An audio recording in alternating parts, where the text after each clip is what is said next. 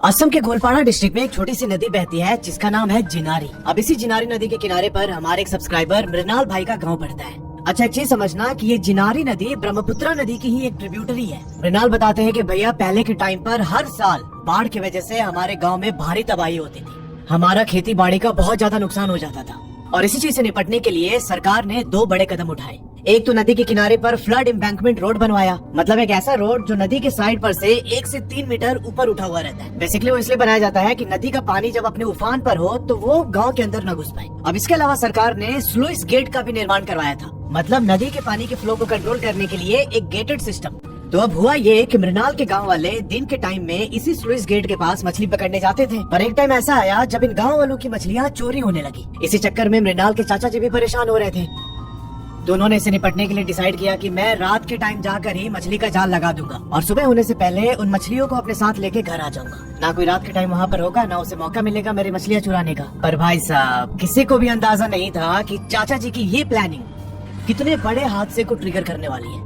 अभी जो मृणाल भाई है, इनके अंकल का नाम शेखर है। शेखर जी की फैमिली में वो, उनकी पत्नी और उनका एक बेटा और बेटी थे। अभी यहाँ बेटी की शादी हो चुकी थी, तो शेखर अंकल अपने वाइफ और बेटे के साथ उस गांव में रहते थे। अभी अंकल के साथ जो हुआ वो हम आगे समझेंगे, पर उससे पहले आपको इस गांव का लेआउट समझना जरूरी है। एक बार मृणाल बताते हैं कि इनका गांव ट्रायंगल शेप का है। बीच से एक मेन सड़क गुजरती है और बाकी गांव के अंदर सारे कच्चे रास्ते हैं। गांव के साउथ में सारी खेती बाड़ी है और वहाँ से 7 किलोमीटर के बाद मेन हाईवे मिलता है। गांव के नॉर्थ में पूरा टी गार्डन है और नॉर्थ वाले साइड से 10 किलोमीटर आगे जाने के बाद मेन हाईवे मिलता है। अच्छा, एक और चीज समझना कि गांव से 350 मीटर आगे जाने के बाद राइट हैंड साइड में स्लुइस गेट बना हुआ है। मैंने बताया था ना कि पानी के फ्लो को कंट्रोल करने का जो गेट होता है वो गेट बनाया हुआ है और लेफ्ट हैंड साइड में एक रोड है। अब देखो, स्लुइस गेट तो राइट हैंड साइड में है, लेफ्ट हैंड साइड में वो रोड है और गांव के ठीक सामने 350 मीटर क्रॉस करने के बाद वो फ्लड एम्बैंकमेंट रोड बना है और उसके बाद आती है जिनेरी नदी। आई होप इस इमेज से आपको पूरा लेआउट क्लियर हो गया होगा। अभी मृणाल बताते हैं कि चूंकि मेरे गांव के पास से जिनारी नदी बहती है तो मेरे गांव के लोग मछली पकड़ने जाते उस नदी में, जिसमें मेरे अंकल भी शामिल थे। तो अक्सर उनका यही रूटीन रहता है कि दिन में वो जाके जाल लगा देते और बाद में अपना खेत वेत में काम करके वापस घर आने से पहले उस जाल को जाके उठाते और तब तक उस जाल में अच्छी खासी मछलियाँ फंस चुकी होती है। पर इस बीच गाँव वालों ने नोटिस करना स्टार्ट किया कि जब वो मछली के जाल लगा के काम पर जाते हैं और जब वापस आते हैं उसे लेने के लिए, तो उसमें बहुत सारी मछलियाँ गायब रहती थी। ऐसा लगता था कि किसी ने उन मछलियों को उठा के खाया हो। अब इस चीज से मृणाल के अंकल भी बहुत परेशान रहने लगे। फिर गांव वालों ने सोचा कि एक तरकीब निकालते हैं। शाम के टाइम हम जाल डालेंगे और सुबह होने के बाद जब सूरज निकल जाएगा उसके बाद आके हम अपनी मछलियां कलेक्ट कर लेंगे। रात को कौन ही आ रहा है खाने के लिए। अब यहाँ मृणाल के अंकल ने भी सेम काम करना स्टार्ट किया। ये शाम को 6-7 बजे जाके अपना जाल लगा देते और सुबह 7-8 बजे के आसपास जब सूरज निकल जाता ढंग से, तब जाके उस जाल में जो मछलियां फंसी होती थी उसे घर लेके आते थे।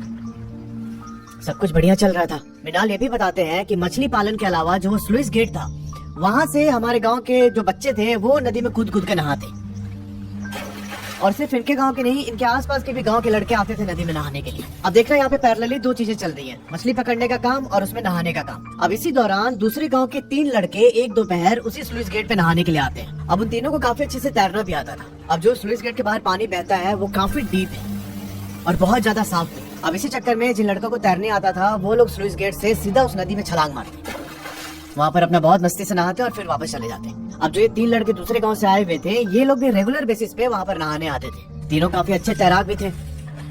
अब ये तीनों लड़के उस स्लुइस गेट पर चढ़कर पानी में छलांग लगाते हैं। छलांग लगाने के बाद ये सब अंडर वाटर हो गए बिल्कुल, और कुछ सेकंड के बाद उनमें से सिर्फ 2 लड़के ऊपर आते हैं पानी के। ये अपने तीसरे दोस्त का इंतजार करने लगे कि हो सकता है उसे और ज्यादा मन हो पानी के अंदर रहने का। पर ऐसे इंतजार करते करते 2-2.5 मिनट बीत जाते हैं। उनका तीसरा दोस्त पानी के अंदर से बाहर नहीं आया। इनको चिंता हुई। ये दोनों फिर से पानी के अंदर घुसते हैं देखने के लिए कि भाई इनका तीसरा दोस्त कहाँ चला गया। पर भाई साहब, यहाँ उनके तीसरे दोस्त का कोई अता पता नहीं चला। ये दोनों एकदम परेशान होके नदी के किनारे आके बैठ जाते हैं और तभी इनके सामने इनका तीसरा दोस्त ऊपर आता है पानी के। पर भाई, ये उनके दोस्त की डेड बॉडी थी। ये दोनों एकदम परेशान हो गए। जो उधर गांव वाले थे पास में, उनको एकदम चिल्ला के बुलाने लगे कि हमारा दोस्त उधर डूब के मर गया। फिर गांव वालों ने पूछा कि तुम लोग एक साथ ही कूदे थे ना, तैरने आता था उसको? तब इन दोनों लड़कों ने बोला कि हम में से सबसे अच्छा तैराक वही था। फिर गांव वाले पूछते कि तुम लोगों ने किसी और को भी देखा क्या पानी के अंदर? तो दोनों लड़के मना कर देते कि नहीं, हमने तो किसी को भी नहीं देखा। अब जैसे तैसे गांव वाले उस लड़के के घर वालों को बुलाते हैं और वहाँ पर रोना धोना हुआ सब कुछ। और फिर ये मामला धीरे धीरे ठंडा हो गया।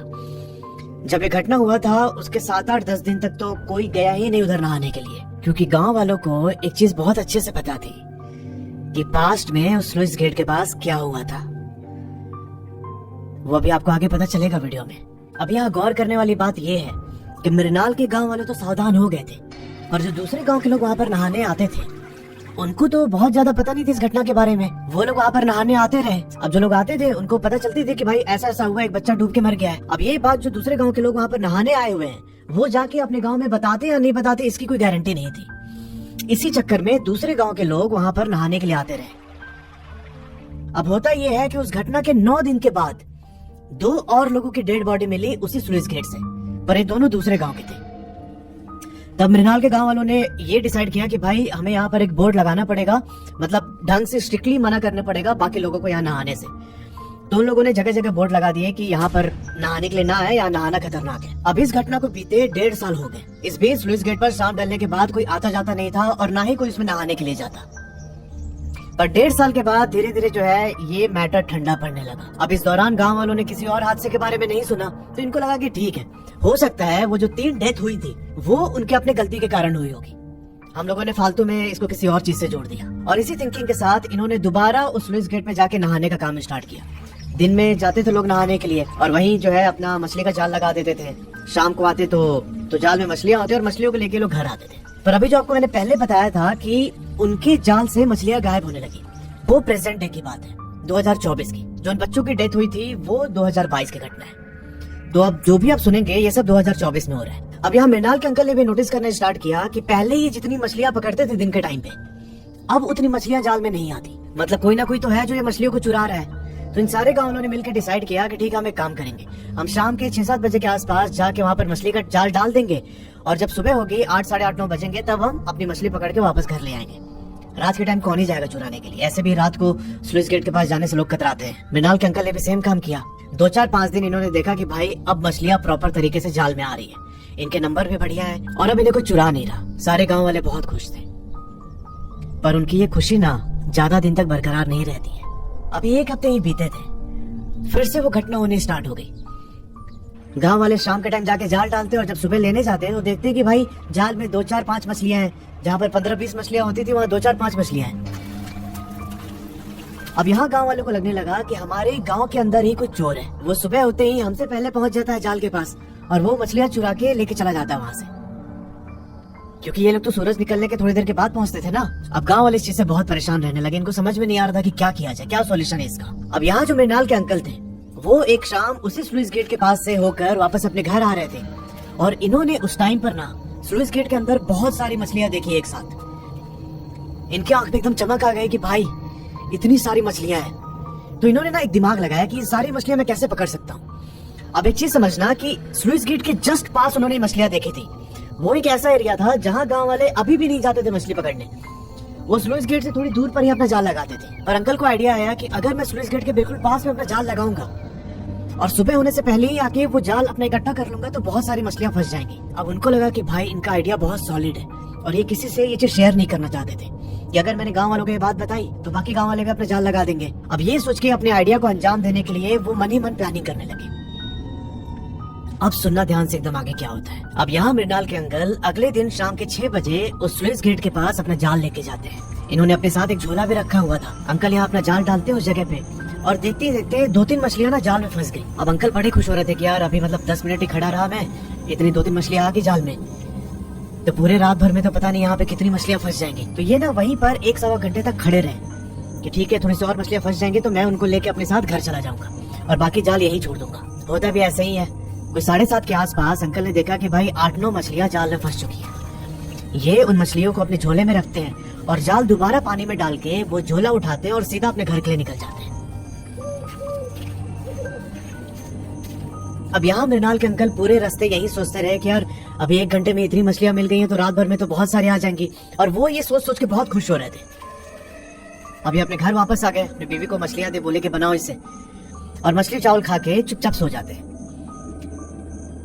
अब देखो इनका प्लान ये था कि सूरज उगने से 1 घंटे पहले ये स्लुइस गेट के पास जाएंगे और अपना जाल उठा के वापस घर आ जाएंगे, क्योंकि अगर दिन हो गया तो फिर तो जो गांव का चोर है हो सकता है उसकी नजर पड़ जाए इनकी मछलियों पे। तो इन्होंने पूरा मन बना लिया कि भाई मैं सूरज उगने से पहले पहुंच जाऊंगा उधर। अब ये सब प्लानिंग करके चाचा चुपचाप सो जाते हैं और पता नहीं कैसे रात के 2:30 बजे इनकी नींद खुल जाती है। अब यहाँ आउट ऑफ एक्साइटमेंट चाचा ने सोचा कि 2:30 बज रहे हैं, नींद भी खुल चुकी है मेरी, तो क्यों ना मैं अभी चला जाऊं स्लुइस गेट के पास अपना जाल उठाने। अब बेड से उठते टाइम थोड़ी सी हलचल हुई तो जो इनकी वाइफ थी वो भी उठ जाती है। ये बोलती है कि 2:30 बज रहा है, कहाँ जा रहे हो इस समय? चाचा बोलते हैं कि अब मैं अभी जा रहा हूँ स्लुइस गेट, अब मैं जाल उठा के लाऊंगा। चाची बोलती है कि सुबह तो हो जा रहे तो थोड़ा सा, मतलब थोड़ा तो उजाला होने दो, अब एकदम अंधेरा हो रखा है, इस समय कहाँ जाओगे तुम? अब यहाँ अपनी बीवी के गुस्सा होने के कारण अंकल बोलते हैं कि चलो ठीक है मैं नहीं जा रहा हूँ, और ये बोल के दोबारा बेड पे सो जाते हैं। कुछ टाइम के बाद जो उनकी बीवी थी उनकी भी आंख लग गई, पर अंकल को कहाँ नींद आ रही थी भाई, ये तो बहुत एक्साइटेड थे एकदम कि पता नहीं आज कितनी मछलियां फंसी होंगी उसमें। तो ये करीब आधे घंटे के बाद 2:15 में अपने बेड से धीरे से उठते हैं। इनकी बीवी इस समय गहरी नींद में सो रही है और ये डिसाइड करते हैं कि भाई चलते हैं, क्योंकि इनसे कंट्रोल नहीं हो रहा था वो मछलियों के एक्साइटमेंट। मृणाल बताते हैं कि चाचा ने अपने साथ एक देसी कटाना उठाया, एक तरीके का काटने वाला औजार होता है, और साथ में बड़ा सा झोला लेके ये उस स्लुइस गेट की तरफ बढ़ जाते हैं। घर से करीब 30 मीटर आगे चलने के बाद चाचा को थोड़ा सा दिमाग में आया कि छोड़ देते हैं यार, थोड़ा सुबह हो जाए तभी चलते हैं, क्योंकि बहुत अंधेरा हो रहा है। चाचा के घर से स्लुइस गेट की दूरी कोई 400 मीटर थी, पर फिर उस लालच ने इनको हिट किया कि नहीं नहीं क्या ही हो जाएगा, चलते हैं। कहीं ऐसा ना हो कि मेरे इस अस्कत के चक्कर में, मेरे इस ना जाने के चक्कर में जो गांव का चोर है वो उन मछलियों को उठा ले। अब इनकी अंतरात्मा तो मना कर रही थी इनको कि भाई मत जाओ, पर ये उसकी आवाज को दबा के चुपचाप स्लुइस गेट की तरफ बढ़ने लगते हैं।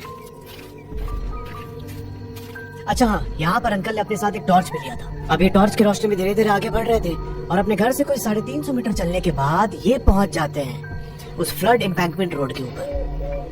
मैंने बताया था ना स्टार्टिंग में कि नदी के साइड में 1 से 3 मीटर का ऊंचा स्ट्रक्चर बनाया जाता है ताकि नदी के पानी का लेवल ऊपर होने पे वो गांव के अंदर ना घुसे। तो उसी फ्लड एम्बैंकमेंट रोड पर वो चलने लगे। वहां से स्लुइस गेट कोई 60-70 मीटर की दूरी पर था। चाचा जब वहां पहुंचे तो इन्होंने टॉर्च की रोशनी इधर उधर मारी और देखा कि भाई कोई नहीं है अभी। ये बहुत खुश हुए कि आज तो इन पूरी मछलियों को मैं अपने साथ ले जाऊंगा, मैं चोर से भी पहले पहुंच चुका हूँ। अब ये टॉर्च की लाइट नीचे करके धीरे धीरे स्लुइस गेट की तरफ जाने लगे और उस गेट से जहाँ पर इन्होंने जाल लगाया था उससे करीब 20 मिनट पहले ये रुक जाते हैं। रुक के इन्होंने टॉर्च की रोशनी उस जाल की तरफ की और भाई इन्होंने पाया कि वहां पर ना कोई खड़ा है।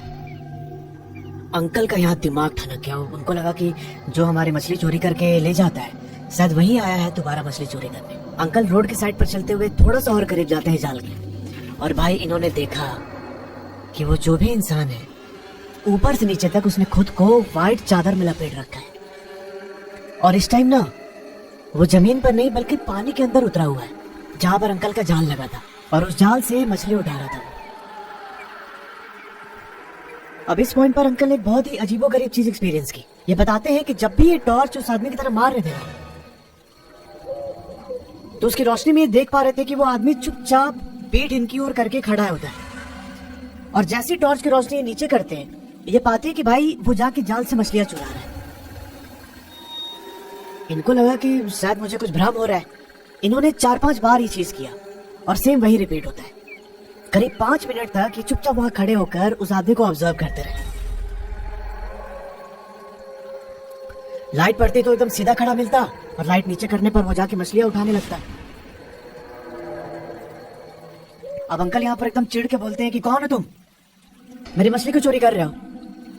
पर भाई उधर से कोई जवाब नहीं आया। अब अंकल यहाँ और इरिटेट हो गए कि तो मेरी मछली चुरा रहे, ऊपर से मैं पूछ रहा हूँ तो जवाब भी नहीं दे रहा है। इन्होंने पास पड़ा एक पत्थर उठा के उसकी ओर फेंका। पत्थर तो उसे नहीं लगा पर इसके बाद वो इंसान इनकी ओर पलटता है। भाई अंकल देखते हैं कि ऊपर से नीचे तक तो ये पूरा व्हाइट चादर में लिपटा है और जो उसका फेस था ना वह ऐसा लग रहा था कि किसी ने उसके फेस को नोच नोच के खाया हो। बहुत ही ज्यादा डरावनी शक्ल थी। उसे देखते ही अंकल उल्टे पांव भागते हैं खेत की ओर। वो इस कदर भाग रहे थे जैसे उनकी बॉडी उनके कंट्रोल में थी ही नहीं। अब करीब 100 मीटर भागने के बाद इनका पैर पत्थर से टकराता है और ये खेत में गिर जाते हैं। अब उस टाइम पर अंकल ने जब उठने की कोशिश की तो इन्होंने पाया कि भाई किसी ने इनका पैर पीछे से पकड़ रखा है और जैसे उन्हें उस पकड़ का एहसास हुआ, अंकल को वही सुसु हो जाता है। अब यहाँ पर इनके गांव का कुछ होगा लोकल रिचुअल या फिर पता नहीं क्या। इन्होंने जो पेशाब निकल रहा था ना, उसको अपने हाथ में लेके उस आदमी की तरफ फेंका, और ऐसा फेंकते ही उसने अंकल का पैर छोड़ दिया। अब अंकल वहां से उठ के 150 मीटर तक और भागते हैं। अब उसके बाद फिर उनको थकान होने लगी, सांस फूलने लगा, तो वो रुक गए। रुक के उन्होंने पीछे देखा तो कोई नहीं था। ये थोड़ी देर आराम करते हैं और आराम करने के बाद दोबारा अपने गांव की ओर जाने लगे। और इसी बीच इनको ना किसी के रोने की आवाज सुनाई दी। इन्होंने अपनी गर्दन दोनों साइड घुमाई पर कोई भी नहीं था। ये अपनी कदम तेजी से घर की ओर बढ़ाने लगे और इसी बीच किसी ने पीछे से उनका लेफ्ट हैंड पकड़ लिया और उसके हाथ पकड़ते ही अंकल एकदम फ्रीज हो जाते हैं। ये मुड़ के देखना चाह रहे थे कि कौन है, और ये पाते हैं कि भाई एक ऐसा इंसान जो ना 90% जला हुआ है, हाथ से लेके फेस, छाती, सब कुछ जला हुआ उसका, और बहुत ही ज्यादा डरावना स्ट्रक्चर था वो जो भी था। अब उसे देखते ही अंकल एकदम थर-थर कांपने लगे। ये मन में अपने भगवान का नाम जाप करना स्टार्ट कर देते हैं। अब उसके बाद ये अपना आंख बंद करके पूरी ताकत से चिल्लाते हुए जो उनके पास वो कटाना था उससे उस एंटिटी के हाथ पर वार करते हैं। और जैसे उस कटाना ने उसके हाथ पर मारा, वो एंटिटी वहां से गायब हो गई। अब करीब 3:45 के आसपास अंकल घर पहुंचे। जब घर आए तो देखा कि इनकी बीवी जगी हुई है। इनकी बीवी को थोड़ा समझ में आ रहा था कि मतलब अंकल की हालत अभी ठीक नहीं है। ये चुपचाप उनको बैठाती हैं, पानी देती है पीने के लिए, और फिर अंकल ने बातें बतानी स्टार्ट की। तभी ऐसा ऐसा हुआ। अब जब अंकल ये बात अपनी पत्नी को बता रहे थे ना, तब उस समय उनके किचन से पूरे सामान के गिरने की आवाज सुनाई देती है। अंकल तुरंत अपनी गर्दन घुमाते हैं, किचन में कौन सामान इधर उधर फेंक रहा है, पर जो आंटी है उनको कुछ भी सुनाई नहीं दिया ऐसा। वो बोलते हैं कि कहाँ कोई सामान फेंक रहा है, अब ठीक है ना। अंकल 5 मिनट तक कुछ नहीं बोले, और 5 मिनट के बाद किचन से जो आवाज आ रही थी वो आनी बंद हो जाती है। अब उस समय तो किचन के अंदर कोई नहीं गया, पर सूरज उगने के बाद ये जाके किचन का गेट खोलते हैं और इन्होंने देखा कि भाई किचन का सामान तो सब वैसे ही पड़ा हुआ है नॉर्मल। मृणाल बताते हैं कि उस दिन के बाद से अंकल को रात के टाइम बहुत बुरे सपने आने लगे।